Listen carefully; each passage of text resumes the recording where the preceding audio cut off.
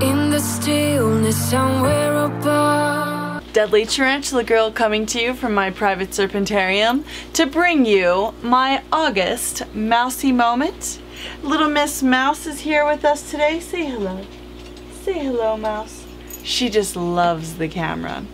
Anyway, I wanted to bring you guys a couple announcements along with some viewer questions and comments today.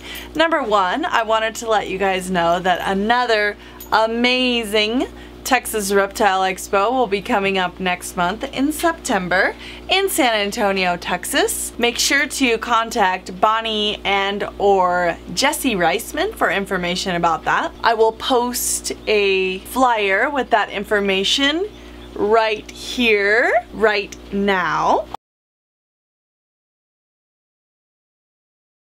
Also, I wanted to give a special shout out and thanks to Beth and Lee Ellison for hand delivering my beautiful new miniature horses to me all the way in New Mexico.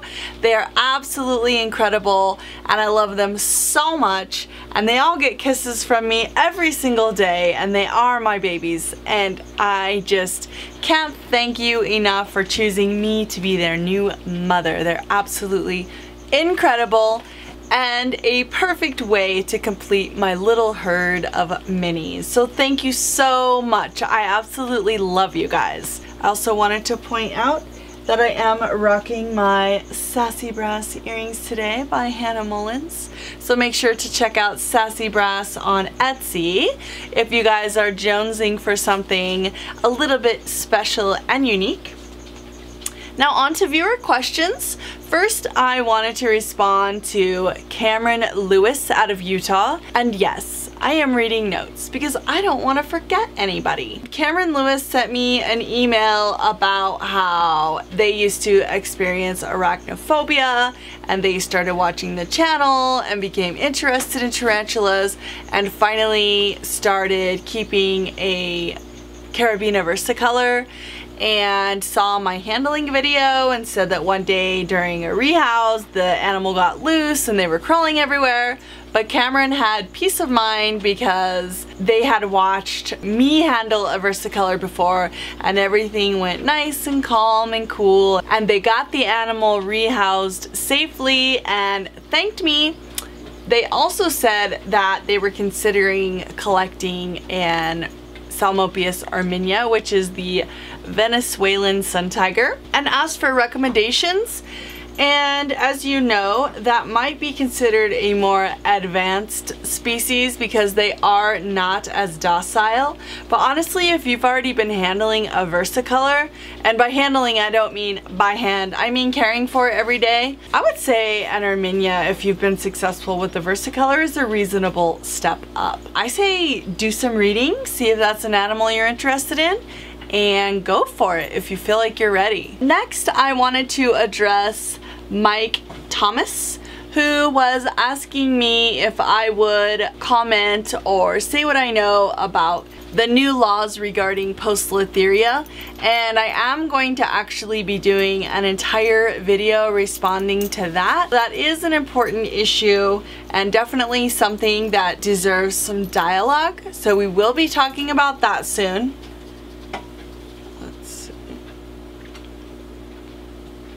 The next viewer that I wanted to address was, I'm not sure how to pronounce this first name, maybe Ali Zapernick out of Phoenix. Ali said that she loves the video. I think you're a woman. If not, I apologize. Sometimes it's hard to tell just from a name. We need more real world communication. How about that? Anyway, Ali said that they love the channel, and she said she has kept a couple of native teas before and feels like she's ready to start expanding into the exotic world. She had a few questions. Number one, what is an ideal size enclosure?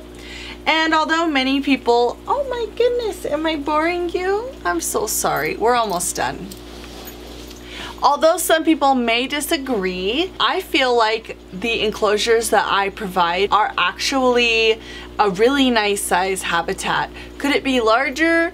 Yes. My house could be bigger too, but I certainly don't have a need for a larger house. I have a nice middle range size house, and the truth is that in the wild, tarantulas live in relatively small burrows and don't travel a whole lot. If you see a tarantula roaming, it's usually a male tarantula that is at the end of his life cycle. The truth is, if a tarantula is in a unnecessarily large enclosure, unless they have lots of nice areas where they can hide and feel secure, a lot of times your animal's gonna be preoccupied, essentially trying to hide and find a small, safe area. I would say that for a little spiderling, a small deli container; for a small arboreal, a pill vial size container, and that goes all the way up to the shoebox, or for the very large species, sweater box style enclosure. And for an arboreal, the 1 gallon cage. Can you go larger? Yes, you certainly can. If you want to do the 5 to 10 gallon aquarium or even bigger, make sure you have reasonable area for your animal to hide. Can you go larger? Absolutely, but if you do, make sure that you have lots of nice areas for your animals to hide. One good example that you'll see of this is if you ever saw a video I did with Schoolman where he has a big giant bird eating tarantula. I think his was a Theraphosa sturmi. She had a name. Her name was actually Precious. She had a huge fully planted aquarium and seemed very happy, was thriving in there, had a beautiful waterfall, and that is absolutely awesome. It was a beautiful display enclosure. Since I keep so many tarantulas, I keep their well-being as my #1 priority, and having substrate that doesn't mold and having plastic that I can just wipe down and keep clean and mist without a lot of mildew. Also, I'm terrible at keeping plants alive. I really am. I love plants. Plants don't love me. That's why I just spend time in nature, because I just really can't keep plants alive. Usually if you see a planted enclosure of mine, someone else had a hand in it, because plants hate me. Anyway, I hope that addresses the question about size of enclosure. The next question was a good average price for slings, and do you need to start with a sling? That answer, as she suspected in her email, varies a lot from species to species. Some are as cheap as $10 a piece when they're young. Some go up to $300. That's kind of an unusual circumstance. But I mean, it depends on what it is, how rare, how difficult it is to reproduce. Spiderlings that have over 1,000 in the egg sac, those are gonna be more affordable because they're easier to reproduce. Tarantulas that only have 30 in the egg sac, of course, they're gonna be more expensive because they're not as easy to manufacture. I don't know, however you wanna say it. They're not as easy to produce. You can definitely start with older, juvenile, or even adult if you prefer. And of course, the older they get, the more expensive they are until they mature. A lot of times, a mature male will be cheaper because he's at the very end of his life. Although some species of tarantulas can still live for a few years after they mature, some only live for a matter of days, like a month to a few months. Another question she had was how long before they start weaving a web once they get into a new enclosure, and is it a warning sign if they don't start weaving after a period of time? So that also varies a lot from species to species. Different tarantulas lay different type of web. Some make a hammock web, some make a funnel web, some make a flat, like blanket type web. Some of them really don't hardly web at all. Are you watching the fishies? That will vary from species to species. Some of them will start dropping web that first night and have a nice beautiful web by the next day. Some of them you won't really hardly see a web in there ever. So I would say that not having a web isn't a warning sign. If it's something out of the norm of that species, then it might be, but I've never had a tarantula not web or something like that due to stress or ailment, due to stress or illness or anything like that. Not in my experience. If you guys have ever witnessed anything like that, I'd love to hear about it. The next question that she had was how long you should wait between keeping and breeding teas, and that I wasn't sure if she was asking on a keeper's experience level or if she was asking about the age of the tarantula. If it's about the age of the tarantula, some grow up and mature within a year or two, and others don't grow up and mature for over a decade sometimes. If you're asking about the experience of the keeper, I would say that that also varies completely depending from person to person. That depends on how much time and energy you are willing to invest in learning about the hobby. If you're a person who maybe acquired, I don't know, 2 Versicolor or 2 Smith Eye from somebody who was maybe getting out of it and they're close to breeding age, if that's something you're interested in doing and you've only had those animals for 5 months, I would say do it as soon as you feel ready. Worst case scenario, maybe you lose a male, and that's something that happens in the wild and you learn from it. You can teach other people about it. Ideally, an animal never dies, but that's part of nature. That is sadly sometimes part of the process. Another question that she had was asking what sources of literature she should refer to, and I have lots of favorite books. Mousie, should we show them the books now? Mousie says yes, it's time to show the book. So I went and got some of my favorite books. This is a nice classification and identification guide, and this is by Andrew Smith, which if you've been into tarantulas at all for a period of time, you should know the name Andrew Smith. He is one of the founding fathers in this era. I love you, Andrew. An oldie but a goodie. This is by one of my favorite authors. This is A Color Guide to Tarantulas of the World by Russ Gurley, who is a friend of mine. He's a famous author. He's very respected. He's done books on all different kinds of animals, and actually Russ has a newer book coming out which I've actually kind of collaborated with him a little bit on. He's got other people working on it as well, but this has some amazing, beautiful photos, and I have all the respect in the world for Russ and really adore him, so make sure and check that out. This is a really good one by Ronald Baxter, and this is The Keeping and Breeding of Tarantulas. This book has lots of invaluable information.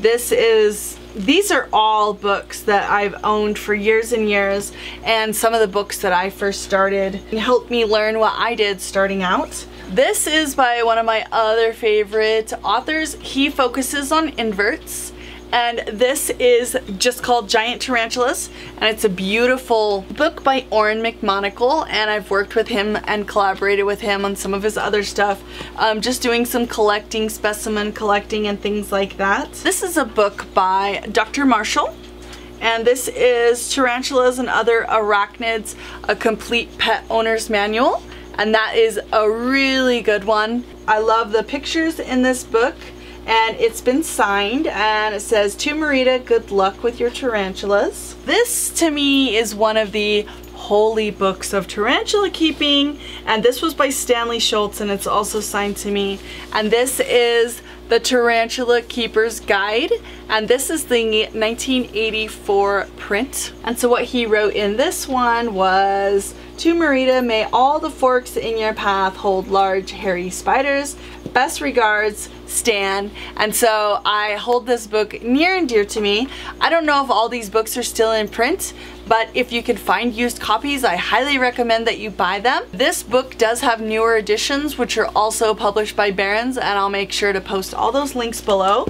You might notice these are some old school books. A good way to keep informed about what's currently going on in the hobby is to definitely join the British Tarantula Society. This is a periodical that comes out, and they are really good about posting the current information about what's going on in the tarantula world. It's always very reputable articles. Sadly, you can't always believe what you hear online, and to kind of get down to the bones of what's really going on in the tarantula world, the BTS is an excellent reference. That would be quite a journey for me to go there for the day, but who knows, maybe the British Tarantula Society will be contacting me and inviting me to go there. I don't know. Anyway, I hope I was able to answer your latest questions. I want to thank everyone who's been watching. You guys have been absolutely amazing. One last thing, I wanted to thank all of you who reach out onto me on social media and through all different kinds of forums. I am a member of lots of different groups. I have an Instagram, a Snapchat, a Facebook, and you guys are awesome. Those of you who follow me and keep in touch with me there. I just recently saw a question that someone posed to me in January that I totally missed, and another person came on and said, I don't know if she's a member of that forum, and I actually am, and I was so embarrassed. Just know that all of you are super important to me. I try my best to get back to every single one of you. I love the relationship that we're able to have through YouTube and through social media and through those different mediums. You guys are awesome. I love that you're learning. I learned from you guys. It's an awesome community, and I want to beg forgiveness if there's any one person that I miss here and there. Just know that I work really hard to reach out to all of you, and that if I ever miss somebody, it's a terrible mistake, and I hope you can forgive me. So if you're one of those people, please feel free to try and shoot me an email again in the future, or to try and comment on a video or reach out to me in some other way, because know that I do want to hear from you and you are important to me. Hope you guys like this one. Make sure to check out my other Mousie moments that will be coming up in the future. I may have another special guest. Mouse doesn't mind sharing the spotlight on occasion. I hope you guys like this one. Comment below if you have any favorite tarantula literature. I'd love to check it out. Or if you're an author and you'd like me to look at your book. Hope you guys like this one, and I'll see you again soon. The city lights, you're falling in love.